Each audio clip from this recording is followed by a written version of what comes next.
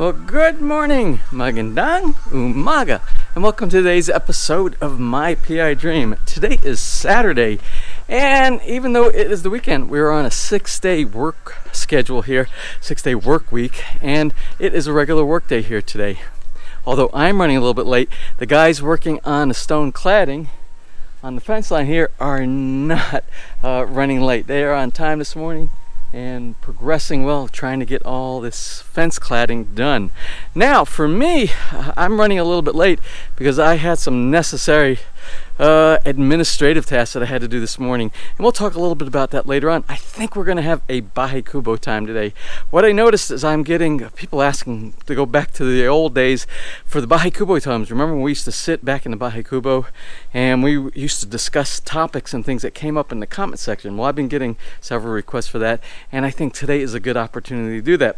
Remember, a lot of people don't read the comment section, but they do watch the videos, and we want to make sure that everybody shares in this collaborative effort about building in the Philippines and challenges that you have and how we do business around here as we're doing the build. So we'll do that today. Well, anyway, let's go ahead and get today started. So without further delay, let's get today's video underway.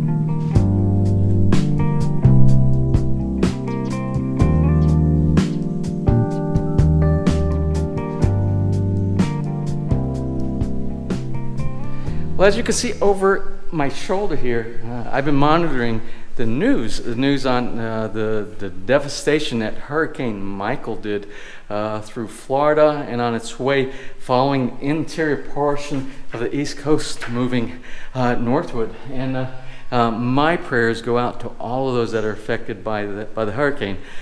We got minor damage, and Ness sent me some pictures from the house in South Carolina.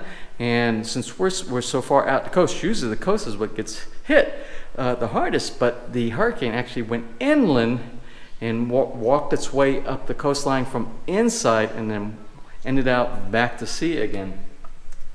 For us, it was just very minor damage, but it seems like there was a lot of damage down in the Florida Panhandle coast area there. So again, prayers to everyone who is affected by that. Let's go ahead and go upstairs and take a look at what the project for today is going to be.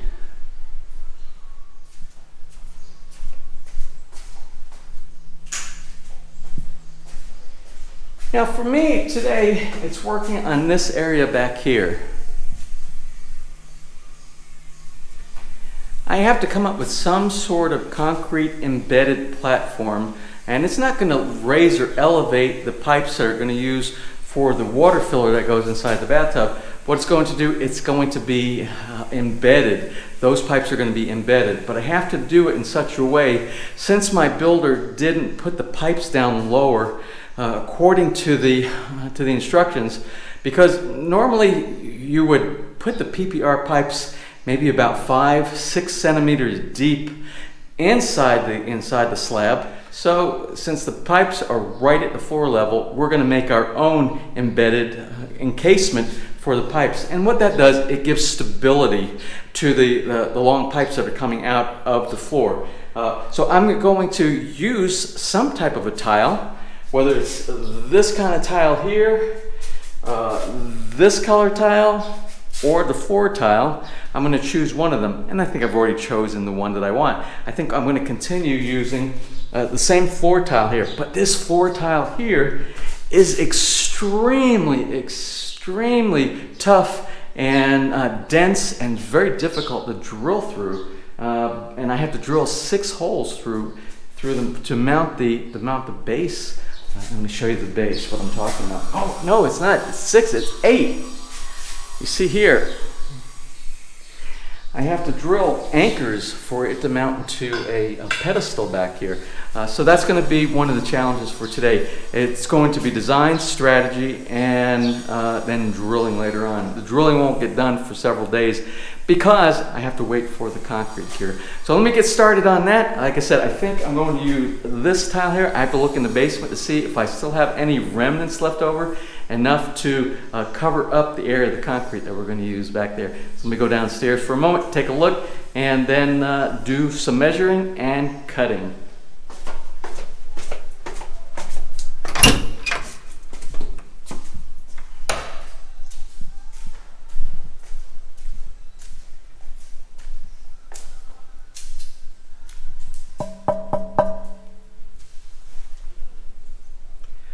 Now I'm actually pretty lucky that I saved some of the remnants. So these were tiles that they cut and they chipped something or they did something wrong to the tiles. I have 3 almost full-size pieces of 4 tile right here. You can see on the end a piece that was chipped off. Or maybe they cut it incorrectly and they couldn't use it for that specific part of the install. So I definitely have enough remnants left over to do that part. I need another section because I have to put one more piece also where the drawers are going to be in the vanity. They didn't complete doing the install, but I have plenty of remnants here to complete both of the tasks. So let me get started. I got to do some measurements. I'll run out there to the tile saw. I'll cut a few pieces. Then it's time to start mixing up some concrete and getting this thing started.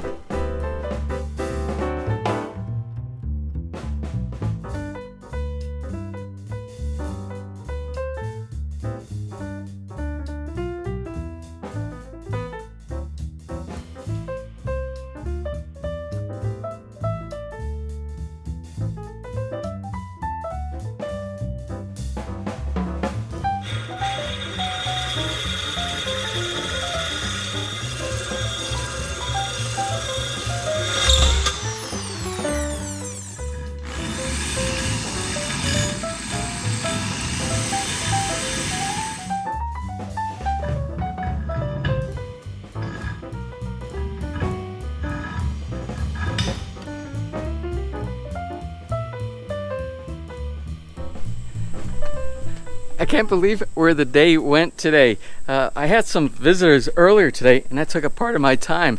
I know I promised you a Bahay Kupo time, and it's 5 o'clock, and you can see the sun is kind of going down.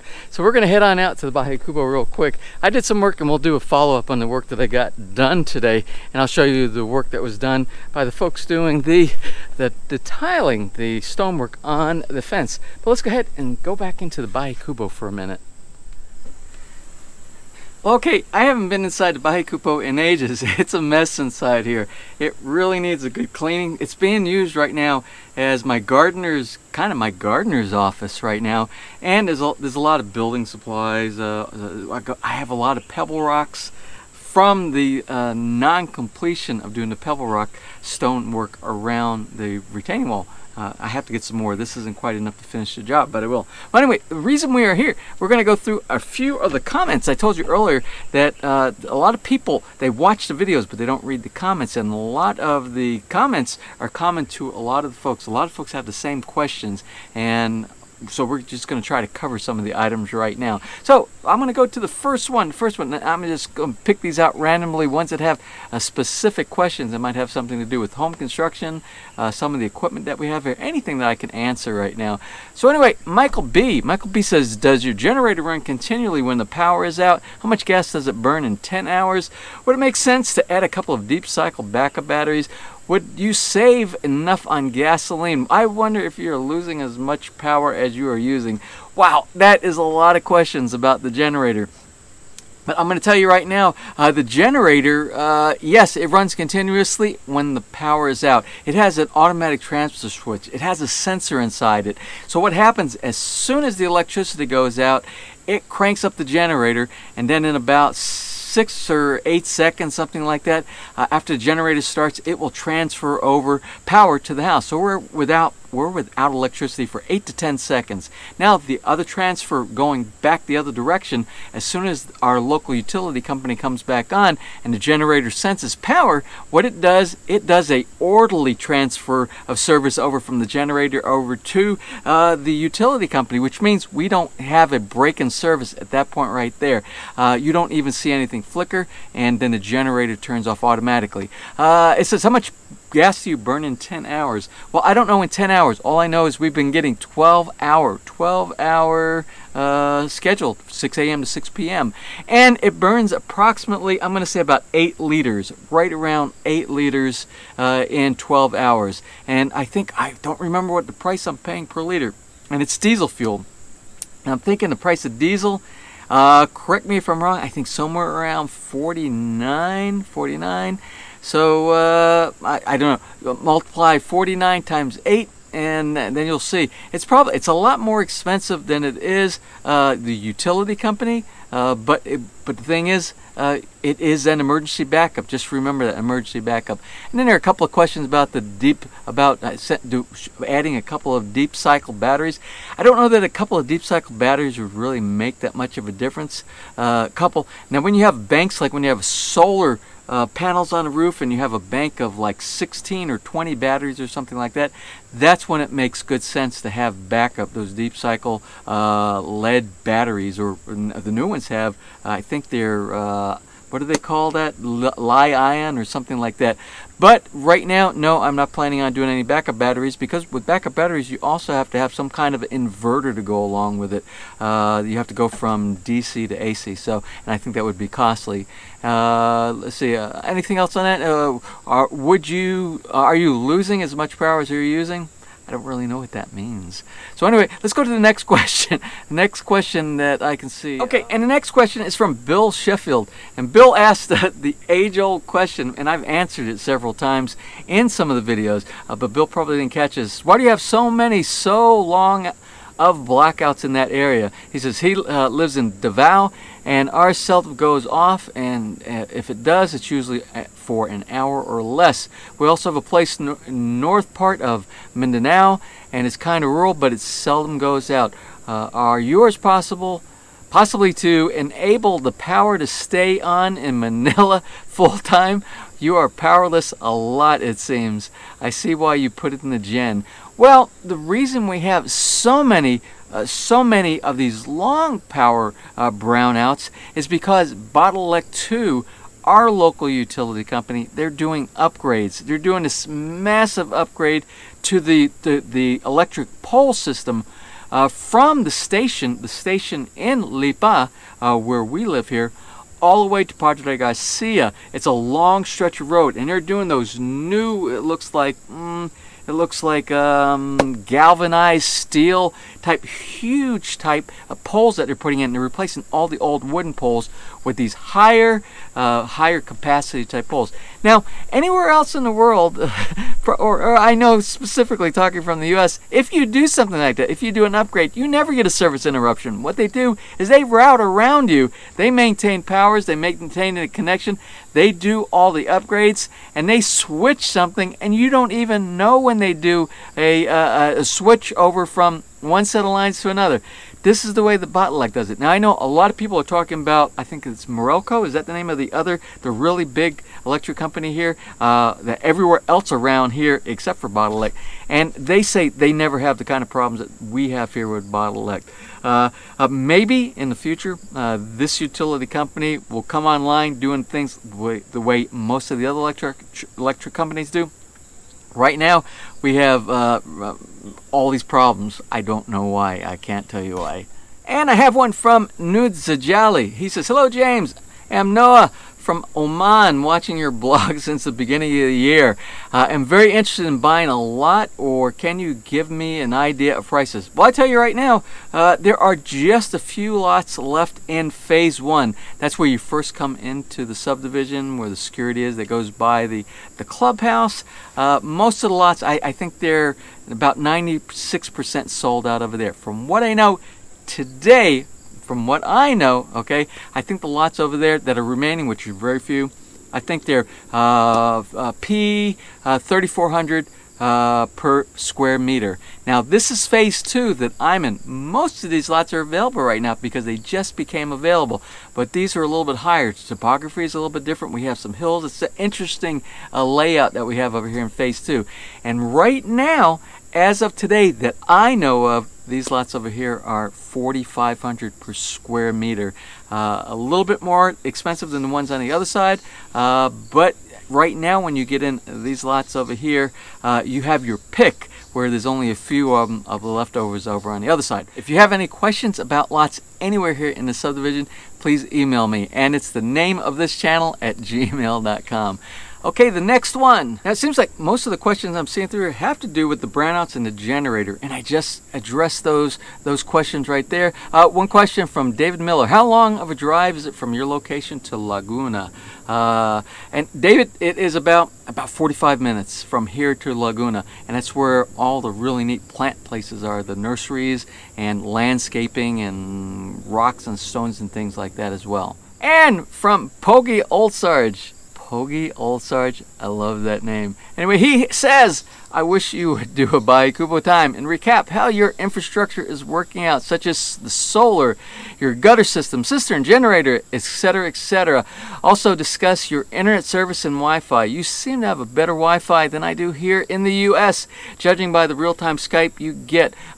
Does it have to do with your VPN? Okay, right, you have a lot of really good questions here, Pogie. So let me go ahead and answer as many of these as I possibly can. Are you talking about the infrastructure? The first thing you say is solar. Well, you remember we don't have the solar panels on yet, but we have the rough-in, the pipe that goes from the roof all the way to the wall where the inverter will be someday. And the reason I didn't have it installed at the very beginning was because Bottleneck, that same utility company, they did not offer net metering when I first started. Now, Henry, if you remember our German friend here in the subdivision, he has solar panels on his house, and he just informed me that Bottleneck is going to be hooking him up for the net metering, which means I will probably be looking into that very soon as well, because your return on investment is much faster, much better, much quicker when you have the ability to bank your electricity back with the electricity company, especially if you're gone for several months at a time, like sometimes we are, and that's actually just putting electricity points basically inside your account. So we'll take a look at that. So also solar, the hot water heater. The hot water heater is working absolutely marvelous. I'm the only one here, and I don't even have the breaker turned on. It has a thermostat inside. If you don't have enough sunny days, it'll actually heat the water up inside the big reservoir on the top. There's a coil inside there, and it will compensate for the lack of sun. But I haven't had to turn it on since I've been here. I have hot water day and night, so it's working great. Let's see, your gutter system. Gutter system's working great. No problem, no leaks. Everything seems to be going into the cistern, which is the next question, which I haven't looked inside the cistern, so I don't even know how much water is inside there yet. That once I get the raised bed garden wall completed and I start building for the area by the cistern, I have to install the pump room and things like that. We're going to pop open the cover. Remember, it's about a manual concrete cover that's about this thick, and it's too heavy for me to pull it myself. We're going to change that cover out. We're going to do it with the composite wood, so it's easier with an access door and all. But when we do that, we'll take a look at that. We'll go inside. We'll look at the depth of the water that's inside there, and the big project of hooking up the pump and everything, that will be one of the future episodes as well. The next one, let's see, that he said on here, let's see, I said the cistern generator. We already talked about the generator. Discuss internet service and Wi-Fi. Internet service has been great. PLDT here, even when we have outages, power outages. PLDT, the fiber connecting to wherever their fiber switches, they must have a backup system, because when my generator kicks on, when everything goes out, I lose my Wi-Fi, and the generator kicks on and it reboots the fiber modem inside here. The connection to PLDT is still up, so when the electricity is down in the entire community, I still have internet back to, I talk with Ness on Skype all the time during the 12-hour brownouts all day long, so that works great. My bandwidth is, I think it's the 54 megabits per second package, unlimited. It works great as well. I am extremely pleased so far. I should knock on bamboo right here, but I'm extremely pleased with PLDT. Out of all the services that we have around here, that's probably the best service where we've had least amount of interruptions. Wi-Fi is great. The Wi-Fi throughout the house on the second floor, first floor. I'm talking to you right now. I'm looking at Wi-Fi from here from the Bahi Kubo. It reaches out here great. And that's about it. The last question he has: does the Skype, the great Skype, does it have to do with my VPN? No, it has nothing to do with my VPN. The only thing my VPN does for me, it allows me to watch U.S. broadcast here in the Philippines. I subscribe to subscription packages through like AT&T and Netflix, which Netflix you don't need the VPN anymore. They're worldwide. But there are services that I have. The only way that I can watch these are through my VPN. Now when you hook up to a VPN, you can expect that your bandwidth is going to go down a bit, but it hasn't affected my streaming ability. Everything works great. So anyway, those were great questions, Pogi Old Sarge. Well, anyway, I think that's enough questions for right now for this Bahi Kubo time. We'll try to put some more Bahi Kubo time together in the regular sunlight. I hope you can see me. I hope it's not dark in here right now. We have a light. I have a light in the Bahi Kubo. I don't know. Did you see this? I have a light and I have a fan. Let me see if I can get this over to you. So I have the light and the fan. The Bahi Kubo is wired. The only thing it doesn't have is a Wi-Fi device in here because it's so strong from the house I don't need it. So anyway, let's go inside the house. Let's look at what I did today, and we'll look while we're out here. Let's go ahead and look at the fence and see how much that the tilers got done on the stone cladding today.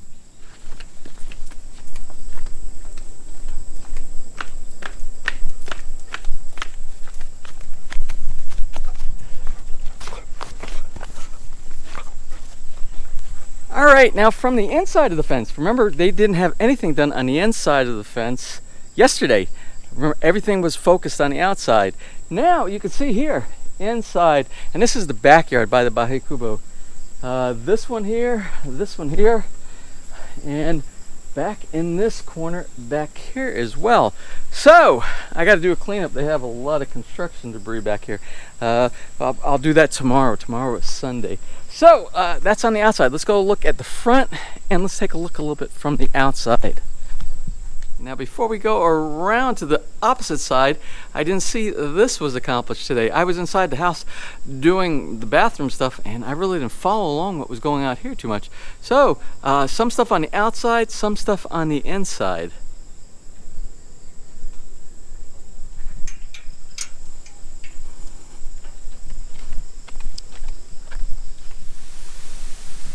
So yesterday, I don't believe the insides of these posts were done. I think just the facing portion of most of these were done. So it looks like this whole post got done here. Looks like this whole post got done here. A portion of this one, the little intricate tiles on the side right there. Now the younger of the two tilers, he does a lot of the small pieces, while the elder of the two gentlemen that are working here, he's the one that's doing all the big pieces along the front, and he's just zooming right around. So you can see we are making progress. Very good progress. All right, well, let's go ahead and go inside and we'll do a wrap up of what I worked on in the bathroom today.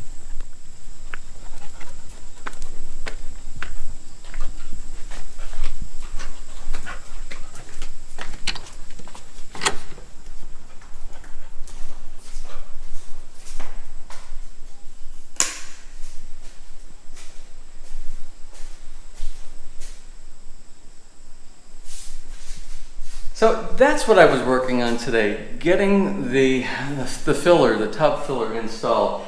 Now the bathtub is pushed out further than it has to be because I am actually using it as some weight to push on some of the tiles on the back in this little riser I have back here. So once the mortar mix in there dries and everything's nice and secure, I'll pull this out just a little bit. I'll pull that little wedge I have inside there and it will go back, it will move back in that direction about 5 inches. So that this spout right here has plenty of room to drop water inside the tub. Right now, the drain is pushed down into the drain in the floor. I want to test it out, make sure that it doesn't leak. But I won't do that until after that cures in the back there. I'll give it about 24 hours. Now, before the sun goes down all the way and it starts getting dark here, and I close for the day, I have a couple of birthday shout-outs. 2, 3, I don't know. I just have a few birthday shout-outs. And the first one goes to Michael Sistrunk's son, his eldest son, Ryan, who is turning 24 today. And then tomorrow, Michael's daughter, his eldest daughter, she is turning 16. And her name is, make sure that I get this correctly. Her name is Glenise Magkulin. I hope I pronounced that right. Anyway, she's turning 16 tomorrow on October 14th. And Michael mentioned that he and his asawa Lynn also have a YouTube channel called Our Mindoro Journey with Michael and Lynn. So if you get an opportunity, please stop by their channel and take a look at what they have to offer here on YouTube as well. And our second birthday shout out goes to David Presas's daughter, Jasmine, who is turning 19 today. And he wanted me to mention that David and his fiance requested a big birthday shout out for Jasmine, and that the family live in Killeen, Texas. And our last and final birthday shout out of today goes out to Raul Lopez, living in Los Angeles, California, and he is turning 49. And anyway, the person who sent in the birthday shout out, and that would be Max Rios, he called for Raul's shout out today and said that Raul is a very close friend and he's just like a big brother to him. So anyway, to all the birthday recipients for today and tomorrow, I want to wish you all a happy birthday. Well, that's about it for today and for the weekend, my friends. Today is Saturday. Tomorrow is not a work day, but I'm not sure if I'm going into Alabang to do some shopping for some of the items that we need for the house. I was planning on it. It's going to be one of those play it by ear kind of things. I might stay here and do some things around the yard and push that off until the next Sunday. I need to there's some furniture items I need to look at, and there is also, remember, the accessories. Since the second floor bathroom, the comfort room is almost complete, I can actually start accessorizing, the soap dish and all the little things that go inside, toothbrush holder, all those little things inside there. I'm so happy with the items that I picked up from that wonderful store in CW Home W Complex in Alabang. You remember the place that had all those real nice vessel sinks and all the oil rub bronze things? I'm going to go back there and I'm going to order all of the same things that I ordered for the first floor. So I'll let you know if I do. If I do go on that trip, I will bring you with me tomorrow. If not, I might just do some relaxing tomorrow. We'll see. So anyway, if you enjoyed today's video, please give me a thumbs up. Please share, and if you have not subscribed, just click on that little My PI Dream heart in the bottom right hand side of your screen. You will be subscribed and you will be notified the next time I upload a new video. So until such time, you have a wonderful and blessed weekend.